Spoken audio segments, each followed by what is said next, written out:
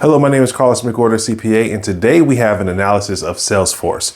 So Salesforce is a huge technology company. This is a mega cap company, number 24 on the S&P 500 list. That means this company is the 24th largest company in the United States.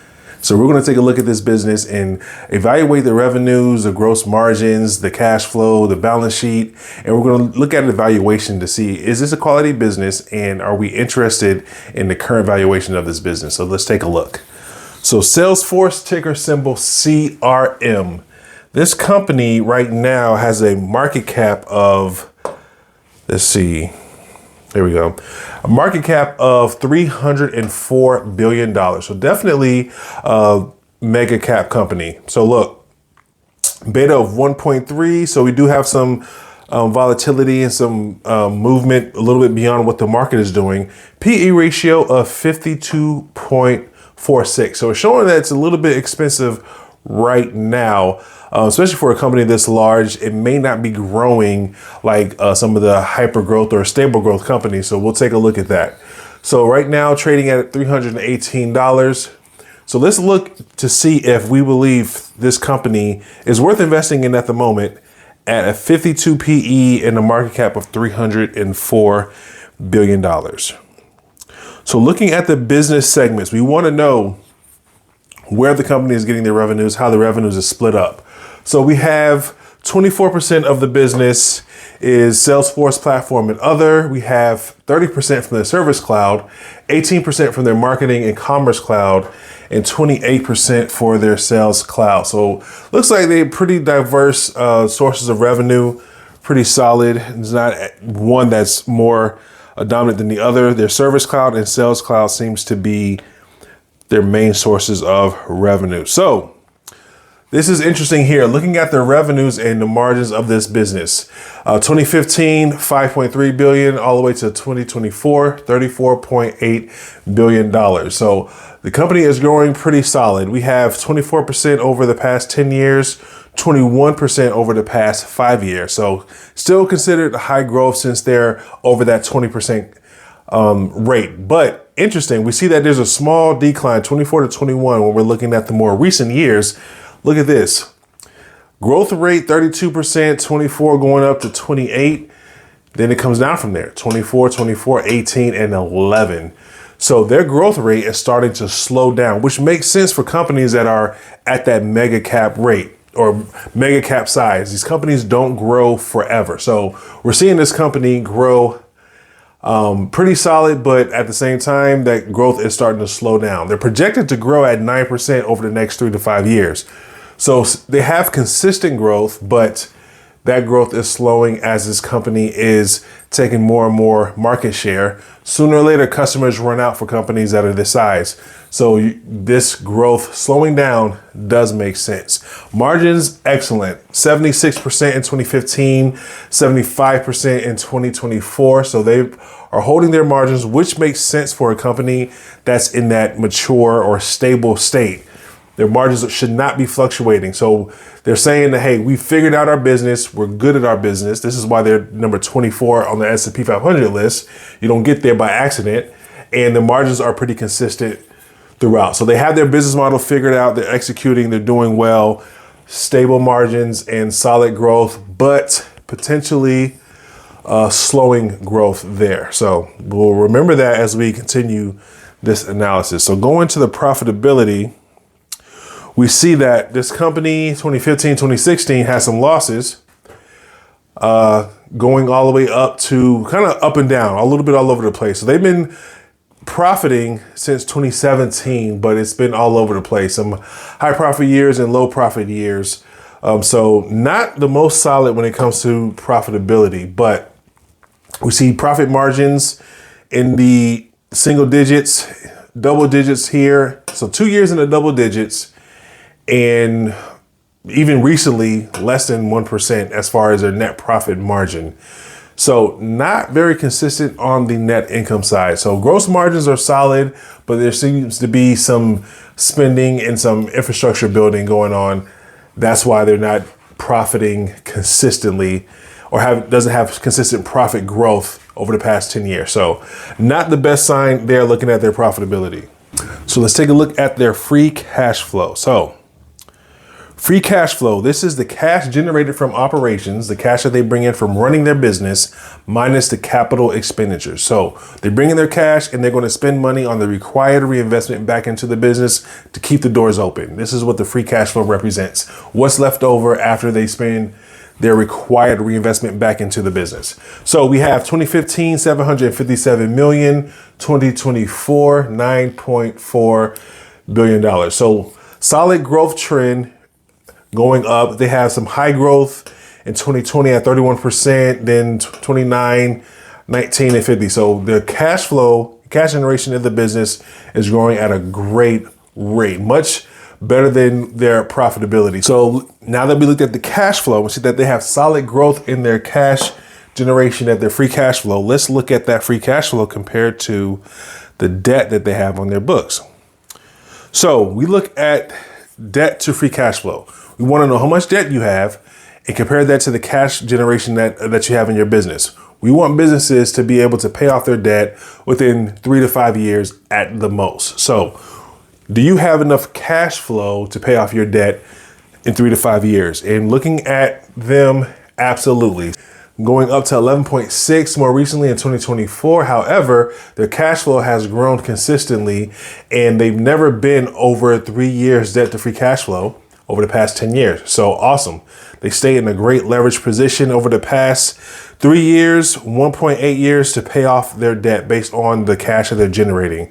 So they are doing an amazing job of keeping the balance sheet in a great leverage position. So we don't want companies to be in a position where they can't pay off their debt past 5 years or past 3 years, even better, because when companies get in trouble, the cash is what's going to keep them open. It's going to keep the doors open. They can pay off the debt, get out of a bad situation, and weather the storm. So we want companies to stay in a great cash position compared to their debt, or generate enough cash to take care of their debt quickly, because you never know what's going to happen in business. You never know when they'll have storms to weather, whether it's competition, geopolitical issues, total market risk. You never know. So this is a great position for them to be in. Now, interesting, they started paying a dividend this year. Let's make this a little bit bigger. So let's look at their dividend. Current dividend yield. So if you were to buy today, you would get a dividend yield of 0.49%, which is a 40% dividend paid quarterly. So they made 4 quarterly payments this year. The first year that they started paying a dividend, 40 cents per quarter. Okay. So the payout ratio is 21.5%. Many people look at the net profit and compare that to the dividend payout. I look at the free cash flow, because the free cash flow is the actual cash amount that a company has, the pot that they have to pay out their dividends. So 21.5% of the free cash flow is being paid out in a dividend right now. One thing to note, so here's what's going to happen. This company is likely to increase their dividend every year. I believe that they're going to increase their dividend, and the cash flow of this business is going to grow at a higher rate than the dividend increase. So 21.5%, I believe this payout ratio will go down and that dividend payout will increase, because they'll have a bigger pot of money that they're generating every year to pay the dividend. Let me know in the comments if that makes sense, and I can do another video if it doesn't, to expound on it some more. So right now their free cash flow is growing at 28% a year. When you're looking at companies that are paying dividends, you always want a company that has the ability to grow that dividend. And people who love dividend growth, you want a company that's going to grow that dividend aggressively. So you look for businesses that have a payout ratio lower than 50%, some say lower than 30%, and they have enough cash that they're generating every year to pay that dividend and continue to grow it. So why does a company pay a dividend? A company is going to pay a dividend when they have excess cash flows and they're confident in the future, in the business's ability to continue to grow excess cash flows or earn excess cash flows in the future. That's when the company is going to start paying a dividend. And so it's saying, hey, we are going to spend X amount of dollars for our business moving forward. We're earning cash flow beyond that. What are we going to do? Some companies will buy back shares And some companies will pay a dividend or they'll do both. You want to reward the shareholders and give value back to the shareholders in the form of buying back shares or repurchasing shares and paying a dividend. So when a company is doing that, they're saying we could take this money and put it back into our business, but we're getting to the point where it'll be diminishing returns. There's not that much more our business model can do. There's not much more market for us to go out there and get. So as we're continuing to get this cash flow, we'll pay a dividend. So we have to think about, is this company in position to pay a dividend? So real quick, let's look at the stages of a business in general and see what we think about this business. So a business will be in the early stages, hyper growth, then they'll start to get to the stable growth, the mature growth state, the mature state, and then a business will start to decline. This is a typical life cycle of a business. So when a company is growing a dividend, you want that company to at least be in the mature growth state. So what that says is that a company is starting to get to that mature state. They still have some growth, but that growth is not going to be like the stable or the high growth period. Their growth is going to decline. Now, that company that we looked at, the revenues that we looked at, those revenues started to decline. We saw in the last 3 years, they went from 28% to 11, and now they're projected to grow at 9% in the future. So it looks like this company is reaching that state. So the timing of the dividend payout is starting to make sense when you look at the stage of the company, look at that revenue growth, still growing, but declining, and the size of the company. Remember, this is a $304 billion company. So this is a stable mega cap company. So the dividend payout makes sense to start now, and it looks like they will be able to continue to grow that dividend in the future as their cash flows continues to grow as well. So we do like the dividend policy based on what we're seeing. So let's go to shares outstanding. So we look at the shares outstanding because we want to know, what is the company doing with their share count? Are they increasing it, bringing in cash for the operations of the business, or are they decreasing it? Are they taking extra cash flows and either paying a dividend, or are they repurchasing shares? We like companies to repurchase shares because when they do that, they're getting rid of shareholders. So as you are holding that business or holding those shares of that business, your shares become more valuable because less owners of the same business means the current owners own more of the business. So we like to see downtrends. So right now we see from 2019 all the way up to 2023, they were growing their share count, which means they were bringing in cash each year and using that cash for their operations. But now, again, mature companies, what are they going to do? Should they be growing their share count or decreasing it? They should be decreasing it. And we see in 2024 is the first year that they've had a decrease in share count. So we see a downtrend potentially beginning. Hopefully they continue this downtrend as time goes, but we'll see. So we do like that they're starting to buy back shares and reduce them. Our hope is that they'll continue to do that. So if this company, I don't know if they said it in their financials, but if they're going to continue to buy shares, that makes the current price a little bit more attractive because we know that they're going to give value to the shareholder, not only through a dividend, but also buying back shares, which increases the earnings per share, increases the values of the shareholder. So we do like to see that hopefully this downtrend is continuing. Let's look at the economic value added. So what I do is I look at the return on capital. So we look at the debt and the equity of the business and compare that to the profit. What is the return on capital? Not just your profit. You know, you have your revenue, your cost, and what's left over is your profit or your net loss. You want to look at that profit and compare that to not just the revenues, but the capital that you have at your disposal to infuse into your business. So we look at the debt and the equity, and we look at the returns based off of that number. So right now, returns on capital, 6.8%.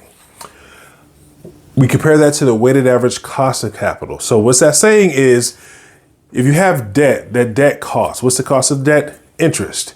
If you have capital, you have a risk-free rate. You can take that capital and instead of putting it into your business, you can invest in long-term treasuries, or you can invest into the stock market and get a 9 to 10% return. So there's an opportunity cost with that capital. So we look at the weighted average cost of that and compare that to the returns on capital and try to see where the business is. This company has a weighted average cost of capital of about 8.5%. So as far as value created this past year, they actually lost economic value. Even though they profited, the amount that they profited compared to the amount of money that they had to use for the business, compare that to the cost of that, having that capital, having that equity and cash and debt, they lost value, 1.74 in the negative. So that's a big, I would say, alarm. You don't want to see a company this mature at this state losing economic value as they operate their business.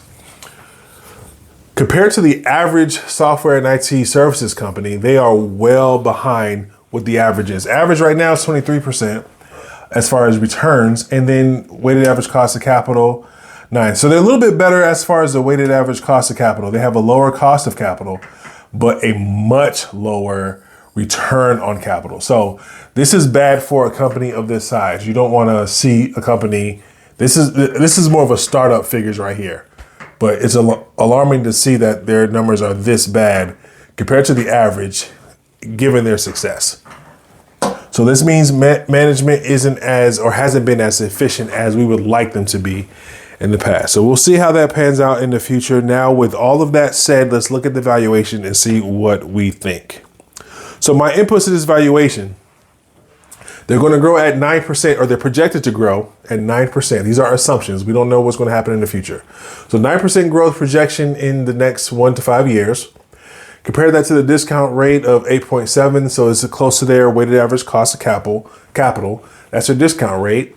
I believe this is a pretty solid business. I think that given their size and trajectory and their stableness in the future, 25 times free cash flow is what I expect to get. If I were to buy right now, in 5 years, I should be able to get a 29 times the free cash flow amount. That should be my projected return. Share price right now, $318. With that said, I believe the intrinsic value of this business is about $276. So 13.3% downside right now based on these inputs. Not the worst that I've seen given this very expensive market. We're seeing really quality businesses doing well, but the value is just a little bit higher than we like. Fair value range, I have between $248 and $303. So looking at this range here, this price really isn't very much overvalued compared to what I believe the range should fall in as far as the fair value of this business. But you got to keep in mind the cost of capital. We saw that they're losing economic value, and their profit isn't really strong. So I would expect a business of this caliber to be creating economic value every year and to have much stronger profit trends that they actually have. So let's look at the scorecard, a summary of this analysis. So revenue and margins, we like, very solid. Profitability, not so much. They are profitable, but not as much as I would like, but still profitable. So I gave it a check. Free cash flow is trending great. Balance sheet, great leverage position. They're paying a dividend right now of 40 cents quarterly per share. I like where they are with their dividend and their and their ability to continue to pay that dividend. So I believe the dividend is safe and will continue to grow. Shares outstanding, and gave it a yellow check mark. They are starting to buy back shares. Hopefully that trend continues. Value creation, they are losing economic value and a little bit overvalued. Not horribly overvalued right now, but a little bit overvalued. So that's my summary of where I believe Salesforce is. Let me know what you think in the comments, and I hope to see you in the next video.